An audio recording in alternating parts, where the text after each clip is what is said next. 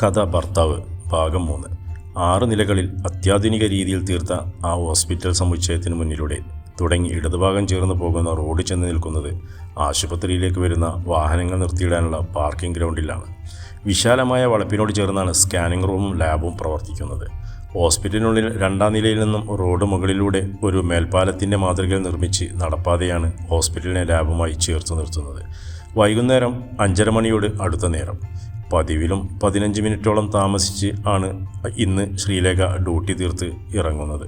അവൾ യൂണിഫോം മാറി ഇറങ്ങും മുമ്പേ തന്നെ നൈറ്റ് ഷിഫ്റ്റിന് ഷെറിൻ വന്നു ചാർജ് എടുത്ത് കഴിഞ്ഞിരുന്നു. ധൃതി വയ്ക്കേണ്ട ലേഖയെ, കൂട്ടുകാരി അവിടെ OPയിൽ നോക്കിയിരിപ്പുണ്ട്. ശ്രീലേഖ മൊബൈലിൽ സമയം നോക്കുന്നത് കണ്ടപ്പോൾ ഷെറിൻ പറഞ്ഞു, ഒരുപാട് താമസിച്ചല്ലേ ചേച്ചി? ഞാൻ കരുതി പ്രമീള ഇപ്പോൾ സ്റ്റാൻഡിൽ ചെന്ന് കാണുമെന്ന്. അവൾ അങ്ങനെ നിന്നെ തനിച്ചാക്കിയിട്ട് പോകുമോ ലേഖ? എത്ര വൈകിയാലും ഈ ആശുപത്രി വളപ്പിൽ നിന്നും നീയില്ലാതെ അവൾ പുറത്തിറങ്ങില്ലല്ലോ. അതിന് മറുപടി പറയാതെ ശ്രീലേഖ അവരെ നോക്കി ഒന്ന് ചിരിച്ച ശേഷം റൂമിൻ്റെ ചില്ലുവാതിൽ തുറന്ന് പുറത്തേക്ക് പോയി. വൈകുന്നേരമായതിനാൽ ഹോസ്പിറ്റലിൽ തിരക്ക് നന്നേ കുറവായിരുന്നു. വൈകുന്നേരം ജോലി കഴിഞ്ഞിറങ്ങി രോഗികളെ സന്ദർശിക്കാൻ വരുന്നവരും വീട്ടിൽ നിന്നും രാത്രി ഭക്ഷണവുമായി റൂമുകളിൽ അഡ്മിറ്റായുള്ളവർക്ക് കൂട്ടിന് വരുന്നവരും ഒഴിച്ചാൽ ഏറെക്കുറെ വിജനമാണ് ഇടനായികൾ. ശ്രീലേഖ 2ാം നിലയിൽ നിന്നും പടവുകൾ ഇറങ്ങി വരുന്നത് കണ്ടതോടെ ക്യാഷ് കൗണ്ടറിൽ നിന്നും സുസ്മിതയുമായി സംസാരിച്ചിരുന്ന പ്രമീള അവളോട് യാത്ര പറഞ്ഞു. ഞാൻ താമസിച്ചോ? പോകാം, ശ്രീലേഖ പ്രമീളയുടെ അടുത്തേക്ക് ചെന്ന് പറഞ്ഞു. അതിനിടയിൽ അവൾ സൗഹൃദപൂർവ്വം സുസ്മിതയെ നോക്കി ഒന്ന് ചിരിക്കുകയും ചെയ്തു. അവർ എന്തോ പറഞ്ഞു ചിരിച്ചും കൊണ്ട് പുറത്തേക്കുള്ള പടവുകൾ ഇറങ്ങുമ്പോൾ പ്രമീള പെട്ടെന്ന് ശ്രീലേഖയുടെ കയ്യിൽ പിടിച്ചമർത്തി. ശ്രീലേഖ മുഖം തിരിച്ച് അവളെ നോക്കി. പ്രമീളയുടെ നോട്ടം കാഷ്വാലിറ്റിക്ക് മുന്നിൽ വാഹനങ്ങൾ നിർത്തിയിടാനുള്ള ഇടത്തേക്കാണെന്ന് കണ്ട് ശ്രീലേഖയും അവിടേക്ക് നോക്കി. 2-3 ബൈക്കുകൾ മാത്രം പാർക്ക് ചെയ്തിട്ടുള്ള അവിടെ ഒരു ബൈക്കിൽ ചാരി സുകുമാരൻ അവളെ തന്നെ നോക്കി നിൽക്കുന്നത് കണ്ടതോടെ ശ്രീലേഖയ്ക്ക് അമ്പരപ്പായി. എന്ത് പറ്റിയടി, ഇത് പതിവില്ലാത്തൊരു കാഴ്ചയാണല്ലോ, പ്രമീള അവർക്ക് മാത്രം കേൾക്കാൻ പാകത്തിന് പറഞ്ഞു. അറിയില്ല ചേച്ചി, എന്തെങ്കിലും കാര്യമുണ്ടായിരുന്നെങ്കിൽ സുഖുവേട്ടൻ വിളിച്ചു പറയുമായിരുന്നല്ലോ പതിവ്. എന്തെങ്കിലും കാര്യം കാണും, നീ അങ്ങോട്ട് ചെല്ല്, ഞാൻ വെയിറ്റ് ചെയ്യണോ? ചേച്ചി എവിടെ പോവാ? എൻ്റെ കൂടെ വാ, ചേച്ചിക്ക് എന്താ നാണമാകുന്നോ? പോടി അവിടുന്ന്, നിങ്ങൾക്ക് എന്തെങ്കിലും സംസാരിക്കാനുണ്ടെങ്കിൽ ആയിക്കോട്ടെ എന്ന് കരുതിയപ്പോൾ. എന്നാലും ചേച്ചി വാ, അല്ലെങ്കിൽ സുഖുവേട്ടനെ കണ്ടപ്പോൾ ചേച്ചി മാറിപ്പോയി കളഞ്ഞെന്ന് കരുതിയാലോ. ശ്രീലേഖ അവളെയും കൂട്ടിക്കൊണ്ട് സുകുമാരൻ നിൽക്കുന്ന ഇടത്തേക്ക് ചെന്നു. നിങ്ങളെന്താ താമസിച്ചത്? ഞാൻ കരുതി നീ പോയി കാണുന്നു. 5 മിനിറ്റ് കൂടി നോക്കിയിട്ട് ഞാൻ തിരികെ പോകാൻ തുടങ്ങിയതാ, അവൻ 2 പേരോടും എന്ന മട്ടിൽ പറഞ്ഞു. പിന്നെ തിരികെ പോകുന്നു? ഇത് ഞാൻ നിൽക്കുന്നത് കൊണ്ടല്ലേ സുകുമാരൻ ഇങ്ങനെ ജാട പറഞ്ഞത്? ലേഖയെ കാണാൻ വന്നതാണെങ്കിൽ ഇന്ന് അവളെ കാണാതെ ഇവിടെ നിന്നും സുകുമാരൻ മടങ്ങിപ്പോകില്ലെന്ന് ഞങ്ങൾക്ക് 2 പേർക്കും അറിയാവുന്നതല്ലേ.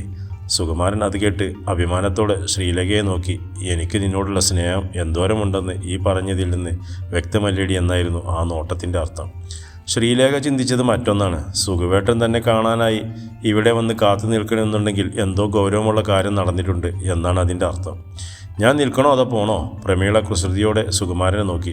ചേച്ചി ഒരു 5 മിനിറ്റ്, എനിക്ക് ഇവളോട് ഒന്ന് തനിച്ച് സംസാരിക്കണം, സുകുമാരൻ പറഞ്ഞു. ഞാൻ അവിടേക്ക് നിൽക്കാം, ലേഖ പെട്ടെന്ന് വന്നേക്കണം. പറഞ്ഞതിനൊപ്പം തന്നെ പ്രമീള കുറച്ചപ്പുറത്തുണ്ടായിരുന്ന ബദാം മരത്തിന് തണലിലേക്ക് നീങ്ങി നിന്നു. അതിനു ചുറ്റും മനോഹരമായി വളച്ചു കെട്ടിയിരുന്ന സിമൻ്റ് തട്ടത്തിലേക്കാണ് അവർ ചെന്നിരുന്നത്. മരത്തിൻ്റെ ചിലകളിൽ പഴുത്ത് വണ്ടി കീറിയ ഇലകളെല്ലാം ഒരു ചെറുകാറ്റടിച്ചപ്പോൾ അവൾക്ക് ചുറ്റും കൊഴിഞ്ഞു വീണു. എന്താ സുഖവേട്ട, ട്രെയിനിങ് പീരീഡിന് ചെല്ലാൻ ഉത്തരവ് വന്നോ? അതിനാണോ ഇങ്ങനെ വീർത്ത് കെട്ടി നിൽക്കുന്നത്? അവൾ ശബ്ദം താഴ്ത്തി ചോദിച്ചു. ട്രെയിനിങ് തിരുവനന്തപുരത്താണെങ്കിലും കാസർഗോഡാണെങ്കിലും പെട്ടെന്ന് പോയി തീർത്തു വരാൻ നോക്ക്. 4 മാസം പോരെ, അതിനെത്ര ഗൗരവം കാണിക്കേണ്ട കാര്യമൊന്നുമില്ല. ഈ 4 മാസത്തിനുള്ളിൽ ഞാൻ ഡ്യൂട്ടിക്ക് കയറിയില്ലെങ്കിൽ നീ വേറെ ആരെങ്കിലും കല്യാണം കഴിക്കുമോ?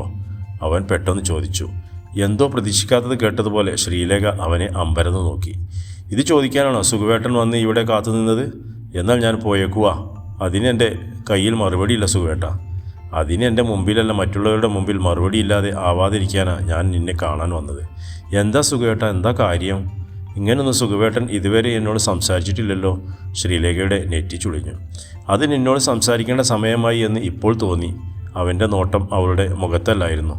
ആശുപത്രിയുടെ മെയിൻ ഗേറ്റിലൂടെ വന്നു പോകുന്നവരുടെ എണ്ണമെടുത്തുകൊണ്ടിരിക്കുകയാണ് അവൻ്റെ കണ്ണുകളെന്ന് അവൾക്ക് തോന്നി.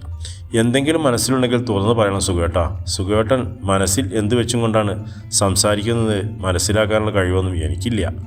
നിന്നെ സുനിത വിളിച്ചായിരുന്നു ലേഖേ? അവൻ ചോദിച്ചു. ഇല്ല, എന്താ സുഖേട്ട കാര്യം? വീട്ടിൽ അമ്മയ്ക്ക് എന്തെങ്കിലും അസുഖം വന്നെന്ന് പറഞ്ഞു അവൾ സുഖവേട്ടനെ വിളിച്ചോ? അവൾ ആദിയോടെ തിരക്കി.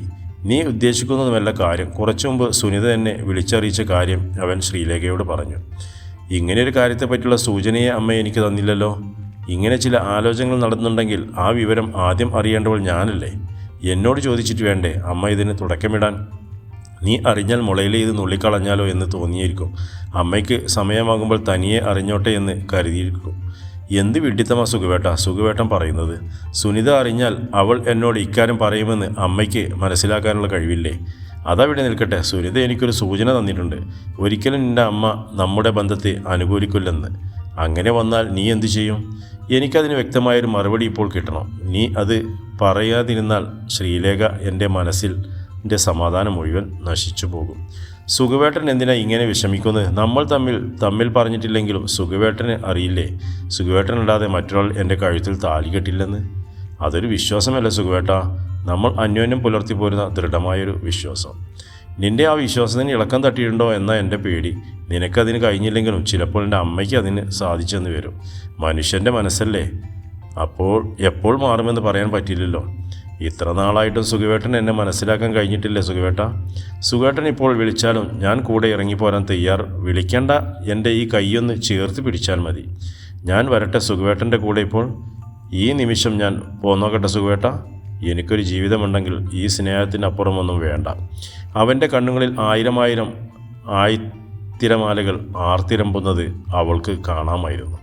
അവൻ്റെ കൺകോണിൽ കാണുന്ന തിളക്കം തന്നോടുള്ള സ്നേഹത്തിൻ്റെ കരുതലാണെന്ന് അവൾക്ക് തിരിച്ചറിയാം.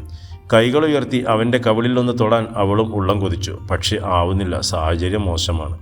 അല്ലായിരുന്നെങ്കിൽ അവൾ അവൻ്റെ കൈ പിടിച്ചുയർത്തി ആ കയ്യിലെങ്കിലും ഒരു ഉമ്മ കൊടുക്കുമായിരുന്നു. പോയിക്കോട്ടെ സുഖുവേട്ട, പ്രമീള ചേച്ചി കാത്തിരിക്കുന്നു. അവളുടെ സ്വരം ആർദ്രമായി. അവൻ അവളോട് എന്ത് പറയണമെന്ന് അറിയുന്നില്ല. എങ്കിലും അവൻ നിറഞ്ഞ മനസ്സോടെ ശിരസിളക്കി.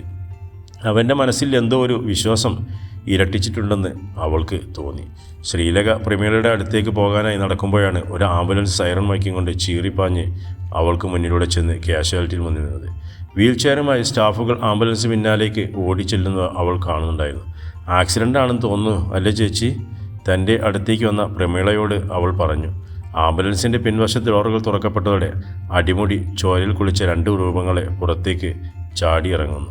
ജീവൻ്റെ അവസാന നാളവും കെട്ടുപോകാതിരിക്കാനായി പിടയുന്നൊരു മാംസപിണ്ഡം ആരൊക്കെയോ ചേർന്ന് ആംബുലൻസിനുള്ളിൽ നിന്നിറക്കി അകത്തേക്ക് കൊണ്ടുപോയി. ശ്രീലേഖ അത് കണ്ടപ്പോൾ എന്തോ ഒരാത്മസൂചന പോലെയാണ് തോന്നിയത്. വരാനിരിക്കുന്ന അപകടത്തിൻ്റെ നാന്ദിക്കുറിച്ചും കൊണ്ടുള്ള ഒരു ഓർമ്മപ്പെടുത്തൽ എങ്ങാനും ആണോ ഇത്?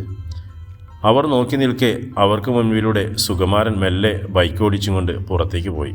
ബസ് സ്റ്റാൻഡിലേക്ക് നടന്നു പോകെ പ്രമീള ചോദിക്കാതെ തന്നെ സുകുമാരൻ തന്നെ കാണാൻ വന്നത് എന്തിനായിരുന്നു ശ്രീലേഖ അവളോട് പറഞ്ഞു.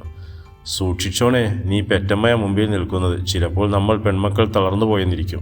തളർന്നില്ലെങ്കിൽ തളർത്തിക്കറയാനുള്ള ഉപായമൊന്നും ആരും അവർക്ക് പഠിപ്പിച്ചു കൊടുക്കേണ്ട കാര്യമില്ല. അമ്മ കൂടുതൽ എതിർക്കാൻ നിന്നാൽ ഒരു ദിവസം ഡ്യൂട്ടിക്ക് വരുന്ന ഞാൻ തിരികെ വൈകിട്ട് വീട്ടിൽ ചെല്ലില്ല. അത്രയേ ഉള്ളൂ.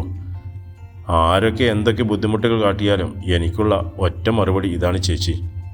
അതിന് പെറ്റമ്മയല്ല, ആരായാലും ഏത് നിമിഷം ഞാനിറങ്ങി ചെന്നാലും എന്നെ ഇരുകൈയും നീട്ടി സ്വീകരിച്ചോളും സുഖുവേട്ടൻ, അവൾ അഭിമാനത്തോടെ പറഞ്ഞു. നമ്മൾ മനസ്സിൽ കരുതുന്നത് പോലെ തന്നെ എല്ലാം നടക്കണമെന്നില്ല ലേഖേ. അതുകൊണ്ട് ഒരു കാര്യവും വെറുതെ നിസ്സാരമായി കണ്ടേക്കരുത്. അവർ സംസാരിച്ചും കൊണ്ട് തന്നെ സ്റ്റാൻഡിലേക്ക് ചെല്ലുമ്പോൾ പ്രമേളയ്ക്ക് പോകാനുള്ള ബസ് സ്റ്റാർട്ട് ചെയ്ത് നിർത്തിയിരിക്കുകയാണ്. ശ്രീലേഖയോട് യാത്ര പറഞ്ഞ് അവൾ പോയി തൻ്റെ ബസ്സിൽ കയറി. 6:10 ശ്രീലേഖ കവലിൽ ബസ്സിറങ്ങുമ്പോൾ. ഇനി 1/4 കിലോമീറ്റർ ദൂരം നടന്ന് വേണം വീട്ടിലേക്ക് പോകാൻ. ഇനി പോകേണ്ട വഴി കോൺക്രീറ്റ് റോഡാണ്. 1-2 കിലോമീറ്റർ ദൂരം പോകേണ്ടവർ കവലയിൽ ബസ്സിറങ്ങി ഓട്ടോ വിളിച്ച് പോകാറാണ് പതിവ്. കുറച്ചു ദൂരം മാത്രമുള്ള ശ്രീലേഖ നടന്നു പോരും. ശ്രീലേഖ നടന്ന് വീടിനോട് അടുക്കാറാകുമ്പോഴേക്കും തനിക്കെതിരെ സുനിത വരുന്നത് അവൾ കാണുന്നത്. നീ എവിടെ പോവാൻ മോളെ ഈ സന്ധ്യാസമയത്ത്? അവൾ സുനിതയോട് ചോദിച്ചു. കടയിൽ, കവല വരെ. ഈ നേരത്ത് നീ ഇനി എവിടേക്കും പോകണ്ട, നടക്ക് വീട്ടിലേക്ക്. എന്തെങ്കിലും വാങ്ങിക്കാനുണ്ടെങ്കിൽ അത് നേരത്തെ വന്ന് വാങ്ങിക്കാൻ വയ്യായിരുന്നു? അല്ലെങ്കിൽ എന്നെ വിളിച്ച് പറയണമായിരുന്നു. ഞാൻ കവലയിൽ ഇറങ്ങിയല്ലേ വീട്ടിലേക്ക് വരുന്നത്. അതിനിപ്പോഴല്ലേ വീട്ടിൽ വിരുന്നുകാരി എത്തിയത്. വിരുന്നുകാരിയോ? ശകുന്തള ചേച്ചി. അപ്പച്ചിക്ക് രാത്രിയിൽ ചോറിൻ്റെ കൂടെ മുട്ട പൊരിച്ചത് ഇല്ലാതെ ചോറിറങ്ങത്തില്ലെന്ന അമ്മയാ പറഞ്ഞത്. പോയി മുട്ട വാങ്ങിച്ചു കൊണ്ടുവരാൻ. അമ്മ പറഞ്ഞാലും അച്ഛൻ പറഞ്ഞാലും ഈ നേരം മങ്ങിയ നേരത്ത് നീ ഇപ്പോൾ കടയിൽ പോകുന്നില്ല. വാ എൻ്റെ കൂടെ.